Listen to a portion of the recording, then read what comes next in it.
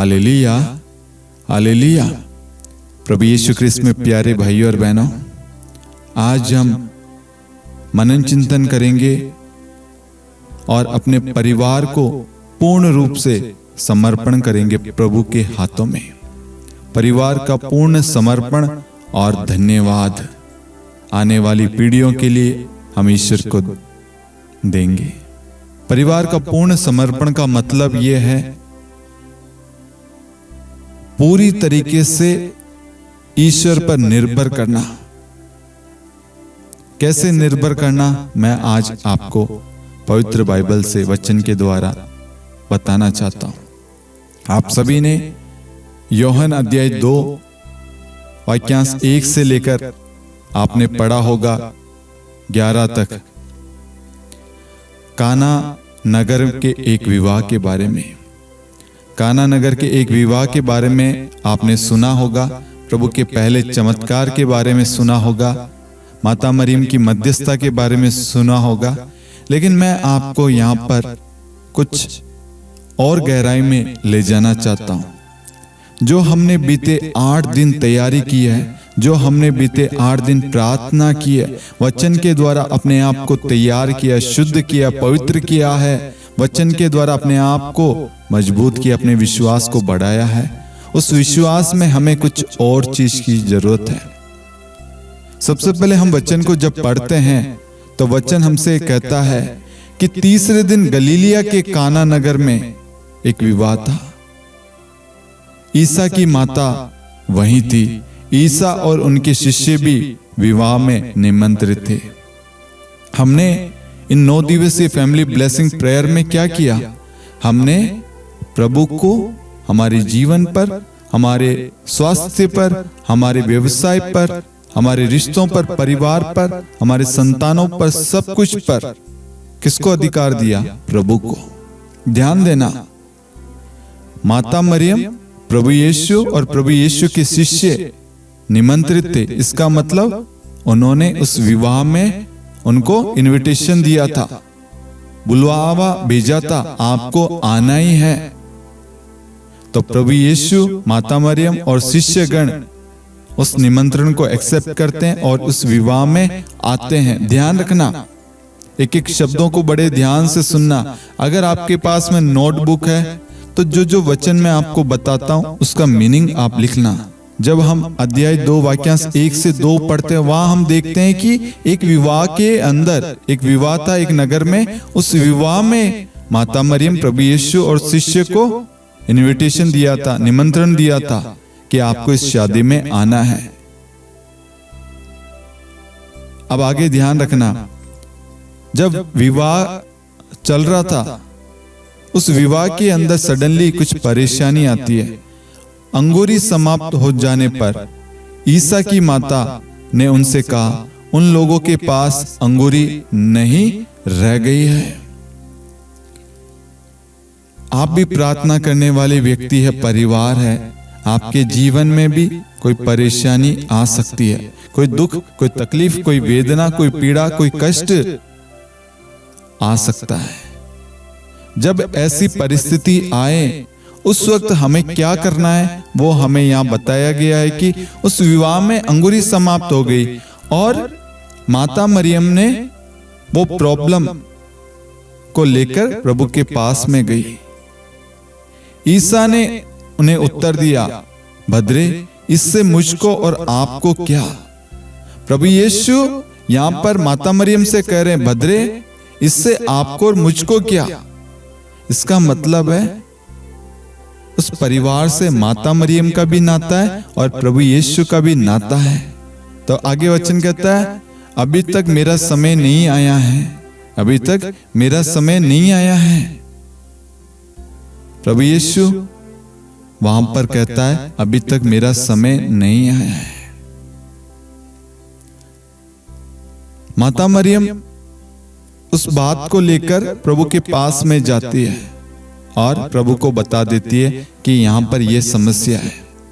हमें भी माता मरियम के समान अपनी परेशानियों को, अपनी आवश्यकताओं को, जरूरतों को प्रभु के पास में लेकर जाना है।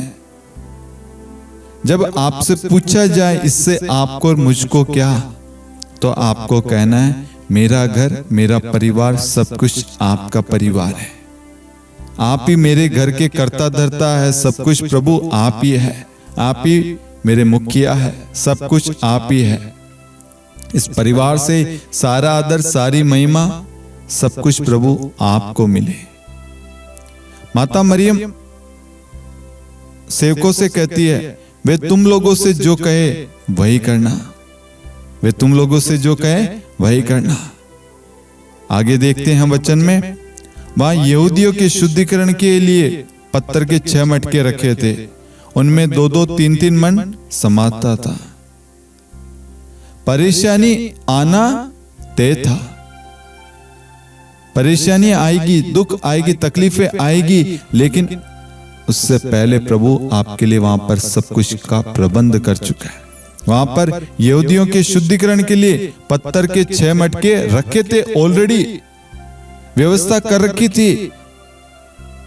ऐसे ही प्रभु ने आपके परिवार के लिए, आपके रिश्तों के लिए, आपके संतानों के लिए प्रभु ने ऑलरेडी मटके रख रखे, प्रबंध कर रखा है। आपकी जरूरतों के लिए प्रभु ने प्रबंध कर रखा है। समय आने पर उसका सदुपयोग, उसका उपयोग किया जाएगा। उनके अंदर 2-2, 3-3 मन समाता था। प्रभु यीशु सेवकों से कहते हैं, मटकों में पानी भर दो। सेवकों ने उन्हें लबालब भर दिया। अब ध्यान देना, यहाँ पे माता मरियम सेवकों का भी बहुत बड़ा रोल है, विश्वास का, भरोसे का। संत मार्कुस अध्याय 9 वाक्यांश 23 कहता है, विश्वास करने वालों के लिए सब कुछ संभव है। मार्कुस 11:24 कहता है, जो कुछ तुम प्रार्थना में मांगते हो विश्वास करो कि वह तुम्हें मिल गया और दिया जाएगा। माता मरियम विश्वास के साथ उस परिवार के लिए प्रार्थना करती है और उस निवेदन को प्रभु के हाथों में समर्पण कर देती है, पूर्ण समर्पण। उसके बाद में सोचती नहीं है कैसे होगा, कब होगा, क्या होगा, नहीं, पूर्ण समर्पण। यहां पर मां मरियम प्रभु पर वो निवेदन कर देती है, पूर्ण रूप से उस प्रॉब्लम को माता मरियम प्रभु के चरणों में समर्पित कर देती है। अब माता मरियम सेवकों से कहती है, जैसा वो कहे वैसा ही करना, आज्ञा पालन। सेवकों ने भी वो आज्ञा का पालन किया। सेवकों ने लबालब भर दिया। फिर ईसा ने उनसे कहा, अब निकाल कर बोझ के प्रबंधक के पास ले जाओ। उन्होंने ऐसा ही किया। ईसा ने जो सेवकों को आज्ञा दी, पानी को लबालब भर दो उन मटकों में, उन्होंने वो किया। उसके बाद में कहा, इसे बोझ के प्रबंधक के पास में ले जाओ, और उन्होंने वैसा ही किया। सेवकों का विश्वास देखिए, उन्होंने भी शंका नहीं जताई, बल्कि जैसा प्रभु कह रहा है, जैसी आज्ञा दे रहा है, आदेश दे रहा है, वैसा वो कर रहे हैं। प्रबंधक ने वह पानी चखा जो अंगूरी बन गया था। प्रबंधक ने वह पानी चखा जो अंगूरी बन गया था। उसे मालूम नहीं था कि ये अंगूरी कहां से आई है। जिन सेवकों ने पानी निकाला था सिर्फ वे ही जानते थे। इसलिए प्रबंधक ने दूल्हे को बुलाकर कहा, सब कोई पहले बढ़िया अंगूरी परोसते हैं और लोगों के नशे में आ जाने पर घटिया। आपने बढ़िया अंगूरी अब तक रख छोड़ी है। Hallelujah, hallelujah. मेरे प्रियो, उनके पास में जो पहली अंगूरी थी उसका स्वाद और जो प्रभु ने जो आशीर्वाद दिया उसमें दिन रात का फर्क है। यहां पर वचन कहता है, लोग पहले अच्छी देते हैं, जैसे ही लोग नशे में आ जाते हैं उसे उसमें मिलावटी कर देते हैं, डुप्लीकेट बना देते हैं। लेकिन प्रभु ने उन सबसे उत्तम हमें प्रदान किया है। ईसा ने अपना ये पहला चमत्कार गलीलिया के काना में दिखाया और उन्होंने अपनी महिमा प्रकट की और उनके शिष्यों ने उनमें विश्वास किया। कभी कभी हमारे परिवार में दुख, तकलीफ, वेदना, समस्या, कष्ट, बीमारियां इसलिए आती है ताकि हमारी प्रार्थना के द्वारा, हमारे परिवार के द्वारा दूसरों का विश्वास बढ़ सके। प्रभु के शिष्य भी आमंत्रित थे, लेकिन यहां पर वचन में जोर दिया गया है उनके शिष्यों ने उनमें विश्वास किया। इसका मतलब शिष्यों में हो सकता है विश्वास की कमी हो। प्रभु आज हमारे परिवार के द्वारा, इस प्रार्थना के द्वारा एक दूसरे के विश्वास को बढ़ाना चाह रहा है और वो बढ़ा रहा है। एक दूसरे की समस्या का हल प्रभु कर रहा है, एक दूसरे को चंगाई दे रहा है, एक दूसरे को सांत्वना दे रहा है, एक दूसरे को आशीष दे रहा है। हम अपनी प्रार्थनाओं में किसको जगह दे रहे हैं, किसको महिमा दे रहे हैं, किसकी स्तुति कर रहे हैं, किसको आदर सम्मान दे रहे हैं, किसकी आराधना कर रहे हैं, किसके वचन को पढ़ रहे हैं? परमेश्वर के वचन को। जब हम परमेश्वर के वचन को पढ़ते हैं, उसका सदुपयोग करते हैं, तो वहां पर चिन्ह तथा चमत्कार प्रकट होता है। आज बहुत सारे बच्चे अंदर ही अंदर कमजोर हो रहे हैं, असफलता के कारण, बेरोजगारी के कारण, नौकरियां नहीं है, तंगी हो रही है, महंगाई बढ़ रही है, समस्याएं इतनी हैं, परिवार की व्यक्तिगत परेशानी, ढेर सारी परेशानियों में आज परिवार के लोग फंसे हुए हैं। आज मेरे प्रियो, हमें भी अपने परिवार में प्रभु यीशु को निमंत्रण देना है, और निमंत्रण देने के बाद में हमें विश्वास करना है, हम जो भी प्रार्थना चढ़ा रहे हैं, जो भी प्रार्थना कर रहे हैं, प्रभु उसे स्वीकार कर रहा है। माता मरियम ने जो प्रार्थना चढ़ाई, प्रभु ने उसे स्वीकार किया और उसके लिए निकल पड़ा। प्रभु रुकता नहीं है, प्रभु तुरंत वहां पर कार्य कर रहा है, और प्रभु ने वहां पर चमत्कार किया। प्रभु ने आपके घर के लिए, आपके परिवार, आपके बच्चों के लिए ऑलरेडी प्रभु ने प्रबंध कर दिया है।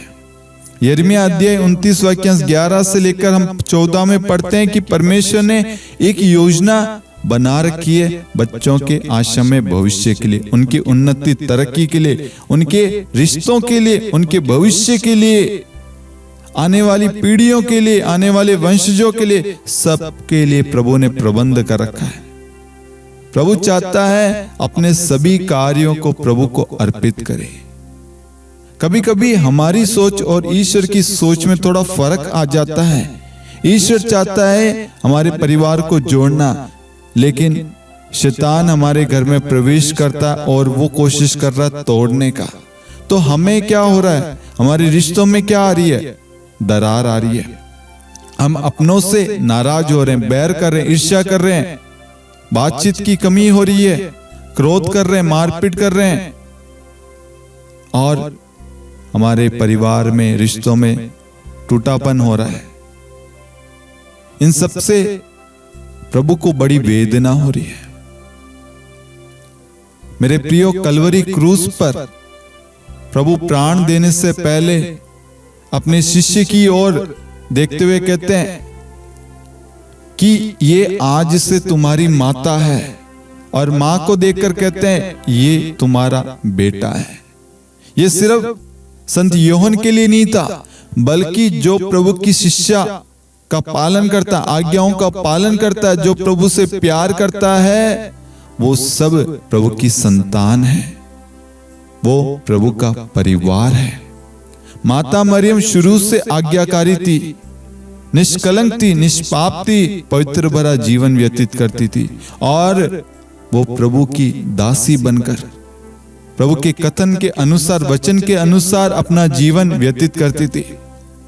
माता मरियम के भी जीवन में ढेर सारे दुख आए, कष्ट आए। माता मरियम जो ईश्वर की मां होते हुए भी, वो आपने देखा होगा, एक गौशाला में, भेड़शाला में प्रभु को जन्म देती है। वो ईश्वर की मां थी, वो किसी राजघराने में प्रभु को जन्म दे सकती थी, लेकिन देखिए साधारण जीवन, कोई ज्यादा व्यवस्था कुछ नहीं थी, उनको रहने के लिए भी घर नहीं मिल पा रहा था। प्रभु यीशु को मारने के लिए राजा हेरोद ने बहुत सारी कोशिश की। एक जगह से दूसरी जगह भागते गए, भागते फिरते गए, छुपते रहे। परेशानी उनके जीवन में आई, लेकिन संत यूसुफ और माता मरियम प्रभु के कथन के अनुसार आज्ञाकारी बनकर चलते गए। उनको जो आज्ञा दी गई, जो उनसे कहा गया, वो विश्वास के साथ करते गए। जब हम अपने परिवार को प्रभु के नक्शे कदम पर ले जाते हैं ना, तो प्रभु हमें रक्षा करता है, हमें संभालता है, हमारी जरूरतों की पूर्ति करता है। इसलिए जीवन में जब दुख, तकलीफ, कष्ट, पीड़ाएं आए ना, उस वक्त घबराना नहीं है, बल्कि उस वक्त डटे रहना है कि प्रभु हमारे साथ है। जिस प्रभु ने लाल सागर को 2 भागों में बांट दिया, जिसने मन्ना बरसाया, जिसने 5 रोटी और 2 मछली से लोगों को खिलाया, जिसने यूसुफ को खड्डे से बाहर निकाला, जिसने अकाल के अंदर यूसुफ को प्रधानमंत्री बनाया और दूसरों की मदद की, जिसने कारमेल पहाड़ पर नबी एलिया के द्वारा वहां पर स्वर्ग से आग बरसाई, अनेक लोगों का जीवन बदला, अनेक चमत्कार करने वाला परमेश्वर, जो समुद्र पर चलता है, जो आंधी तूफान को शांत करता है, जिसके नाम से शैतान कांपता है, डरता है, भागता है, तो हमें क्यों डरने की जरूरत है? उसका पवित्र वचन हमारे पास है। मेरे प्रियो, प्रभु का पवित्र वचन कहता है, गणना ग्रंथ अध्याय 6 वाक्य 24 में, प्रभु तुम लोगों को आशीर्वाद प्रदान करे और सुरक्षित रखे। प्रभु आपको आशीर्वाद देना चाहता है, प्रभु आपको सुरक्षित रखना चाहता है। प्रभु की इच्छा यह है, प्रभु चाहता है आपका रिश्ता जुड़ा रहे, प्रभु चाहता है आपके और आपके संतान के बीच में प्रेम बना रहे, प्रभु चाहता है आप उन्नति, तरक्की करें, हमेशा ऊंचाइयां हासिल करें। जब भी आप थके, प्रभु तुरंत आपको थाम लेगा। लोग सोचते हैं धन सबसे बड़ी ब्लेसिंग है। नहीं, सबसे बड़ी ब्लेसिंग है ईश्वर का आशीर्वाद, ईश्वर की उपस्थिति, ईश्वर का प्रेम। यदि हम ईश्वर से प्यार करते हैं तो ईश्वर की हर एक आज्ञाओं का पालन करेंगे। यूहन्ना 8:32 में प्रभु का वचन कहता, जब तुम सत्य को जानोगे, सत्य तुम्हें स्वतंत्र करेगा। हम इन प्रार्थनाओं के द्वारा अपने परिवार को प्रभु के समीप ला रहे हैं। अंधविश्वास से विश्वास की ओर, अल्प विश्वास से भरोसे की ओर, निराशा से आशा की ओर, डर भय से विश्वास की ओर, पाप से पवित्रता की ओर। प्रभु अपने वचन के द्वारा हमारे परिवारों में अपनी महिमा प्रकट करना चाहता है। जब तुम सत्य को जानोगे, सत्य तुम्हें स्वतंत्र करेगा। आज बहुत सारे लोगों के घर में अन्य चीजें पड़ी है जिनको वो ईश्वर मान बैठे हैं, ईश्वर का दर्जा देते हैं। यीशु मसीह की जगह हम उनको पूजते हैं। मेरे प्रियो, ये सब अंधविश्वास है। कोई भी अंगूठी, कोई भी चीजें आपको नहीं बचा सकती। बहुत सारे लोग तरह तरह की चीजें पहनते हैं कि ये हमारी रक्षा करेंगे। ऐसा कुछ नहीं है। कोई भी चीज आपकी रक्षा नहीं कर सकता। इसलिए अंधविश्वास से विश्वास की राह पर लौट आइए। सेवक चाहते तो काना के विवाह में बोल सकते, ये कैसा अंधविश्वास है, ये कैसा मजाक है, लेकिन उन्होंने प्रभु पर विश्वास रखा, प्रभु के बताए हुए मार्ग पर चले, तब चमत्कार हुआ वहां पर। आज माता पिता, बच्चे, परिवार के एक एक जन, हम सबको मिलकर प्रार्थना करना है। जब हम एक मत, एक हृदय होंगे ना, हमारे परिवार में परमेश्वर की उपस्थिति होगी। गणना ग्रंथ अध्याय 6 वाक्य 24 के द्वारा प्रभु हम सबको आशीर्वाद देना चाहता है। वचन यहाँ कहता है कि ये बाइबल की सबसे सुंदर आशीषों में से एक वचन है। परमेश्वर सिर्फ हमारी जरूरतें पूरी नहीं करता, वस्तुएं नहीं देता, बल्कि वो हमें आशीर्वाद देता, ब्लेसिंग्स भी देता है। उसकी सबसे बड़ी ब्लेसिंग आशीष है उसकी उपस्थिति। वो हमारे साथ रहता है, वो हमारे साथ भोजन ग्रहण करता है, वो हमारे साथ बातचीत करता है। उसकी कृपा, उसका प्रेम, उसकी शांति, ये सबसे बड़ी ब्लेसिंग है। हम इस फैमिली ब्लेसिंग प्रेयर के द्वारा, इस 9 दिवसीय प्रार्थना के द्वारा परमेश्वर की उपस्थिति से भर रहे हैं, और हमने सबसे बड़ी ब्लेसिंग ईश्वर की उपस्थिति को पाया है। ईश्वर हमारे बीच में है। प्रभु का वचन आगे हमसे कहता है, स्तोत्र ग्रंथ अध्याय 103 वाक्यांश 1 से लेकर 5 में, मेरी आत्मा प्रभु को धन्य कहो, मेरे अंतरतम उसके पवित्र नाम की स्तुति करो। मेरी आत्मा प्रभु को धन्य कहो और उसका एक भी वरदान कभी नहीं भुलाओ। वह तेरे सभी अपराध क्षमा करता और तेरी सारी दुर्बलताएं दूर करता है। वह तुझे सर्वनाश से बचाता और दया और अनुकंपा से संभालता है। वह जीवन भर तुझे सुख शांति प्रदान करता और तुझे गरुड़ की तरह चिरजीवी बनाता है। Hallelujah, hallelujah. जब हम इस वचन को पढ़ते हैं, ये वचन हमें स्मरण दिलाता है, याद दिलाता है कि बहुत बार हम उन बातों पर ध्यान देते हैं जो हमारे पास नहीं है, लेकिन आज प्रभु हमें उन आशीषों को याद करने के लिए बुला रहा है जो प्रभु ने हमें दी है।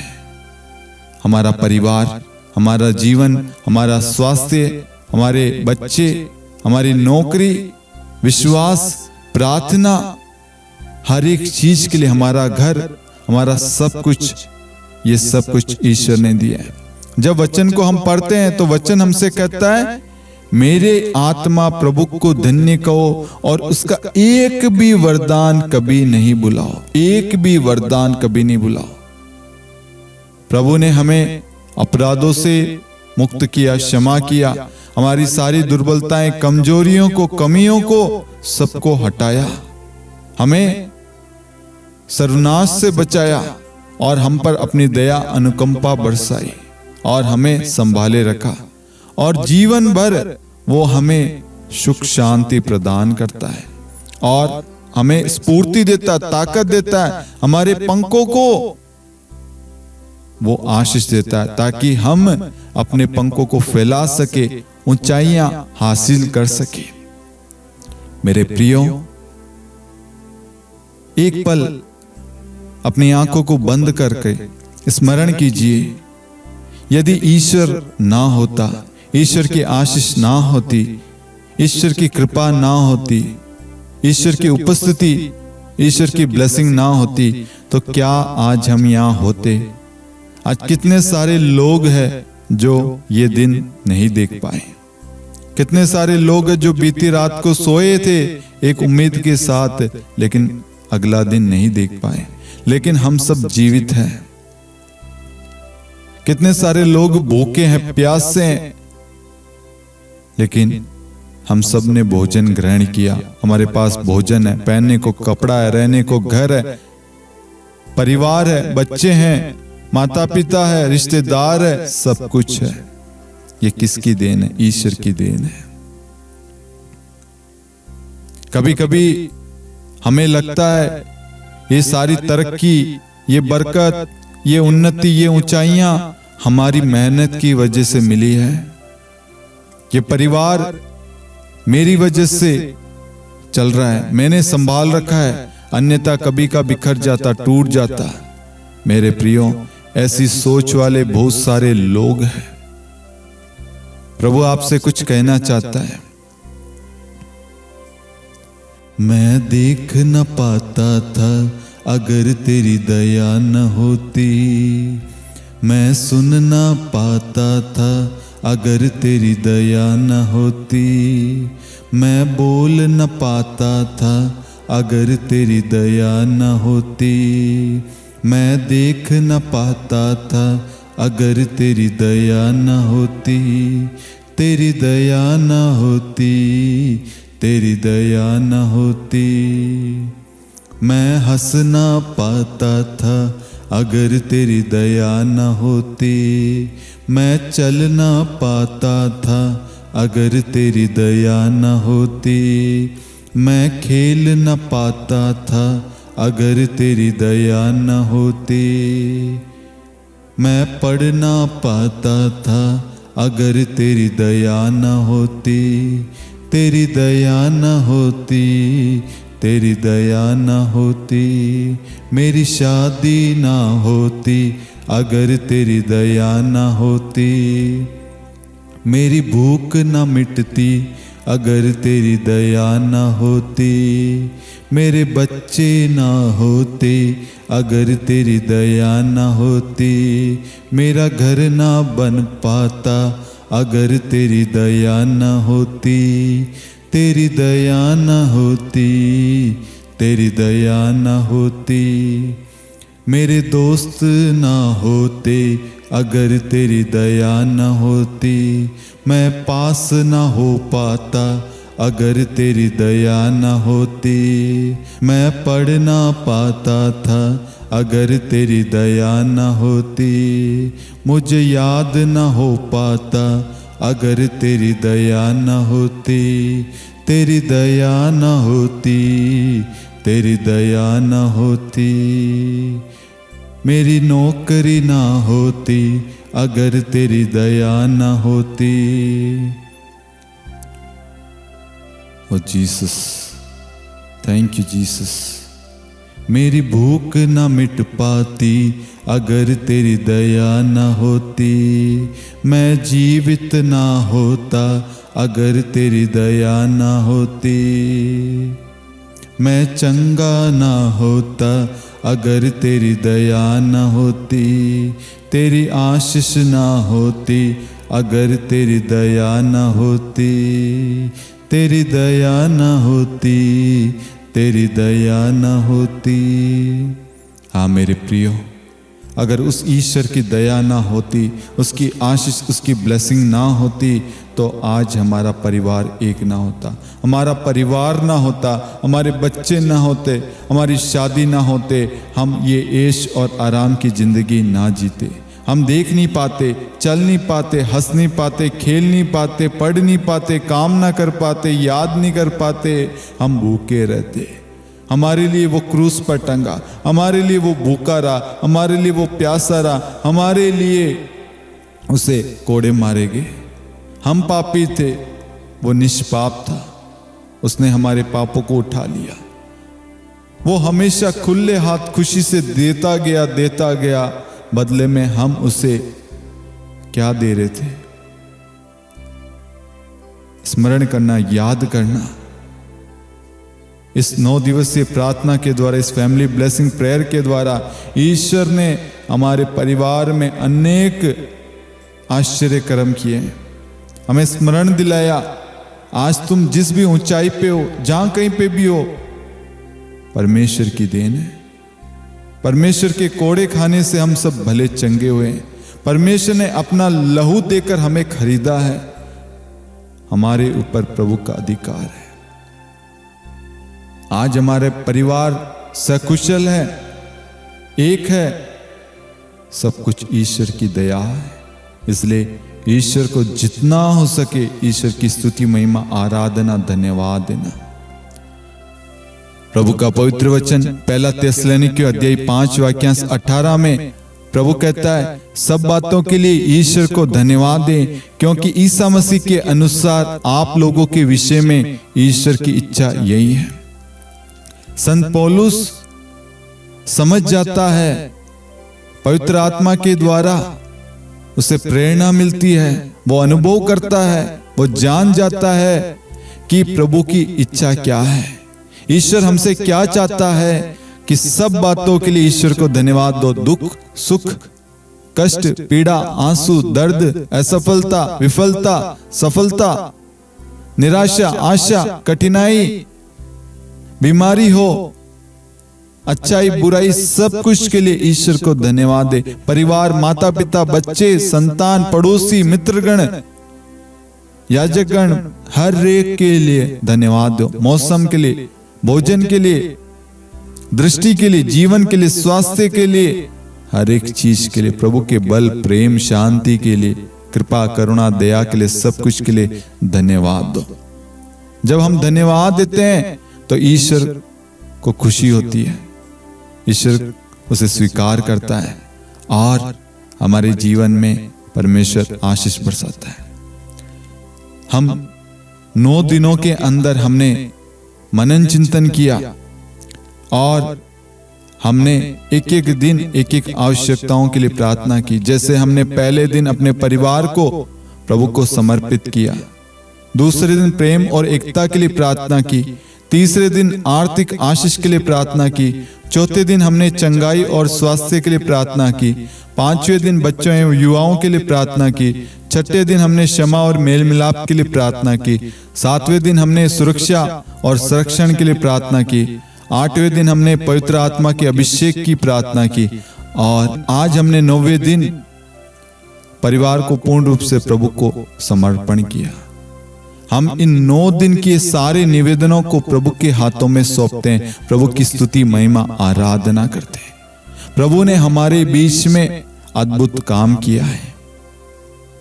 जैसे काना नगर की उस विवाह में प्रभु को निमंत्रण दिया गया था, उस घर की अवस्था को, उस घर के दुख को, उस घर की प्रॉब्लम को, पीड़ा को, दर्द को, निराशा को, बेइज्जती को, सब कुछ को प्रभु ने क्षण भर में दूर कर दिया।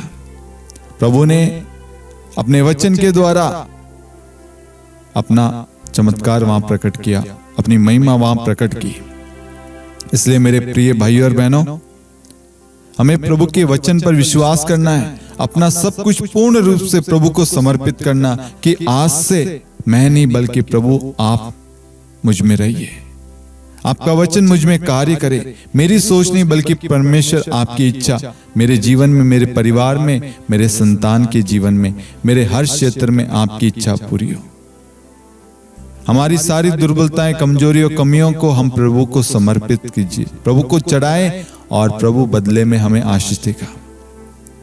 मेरे प्रियो, शतपति अपने नौकर के लिए प्रार्थना कर रहा था। नौकर उसके घर में था। उसने कहा, प्रभु मैं इस योग्य नहीं हूं, हमारा ईश्वर पवित्र है। हमने पवित्रता के ऊपर मनन चिंतन किया, पवित्र आत्मा के ऊपर मनन चिंतन किया। प्रभु की इच्छा है कि हम पवित्र बने रहें, ताकि ईश्वर हमारे जीवन में, हमारे परिवार में, हमारे रिश्तों में, हमारे आने वाली पीढ़ियों को आशीष दे। प्रभु प्रेम है, प्रभु दया है, प्रभु शांति है, प्रभु अनुकंपा से द्रवित है, भरा हुआ है। वो रोज हमसे मिलना चाहता है। हमें प्रार्थना के लिए समय निकालना है। आज एक वादा करना है, चाहे कुछ भी हो, हम प्रभु के लिए समय निकालेंगे। हम अपने परिवार को प्रभु से जोड़े रखेंगे।